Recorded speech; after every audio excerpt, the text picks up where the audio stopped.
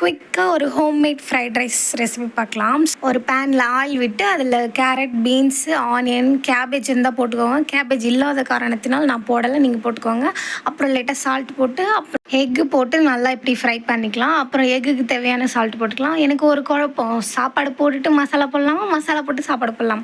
So fried rice கடையில் வந்து சாப்பாடு போட்டுட்டு மசாலா போட்ட ஞாபகம். ஸோ அதனால் அந்த மாதிரி ட்ரை பண்ணேன். சாதத்தை கொட்டி நல்லா கலரிட்டு சாதத்துக்கு கொஞ்சம் சால்ட்டு போட்டேன். அதுக்கப்புறம் வந்து சில்லி மசாலா, ஃப்ரைட் ரைஸ் மசாலான்னு கடையில் விற்பாங்க அது.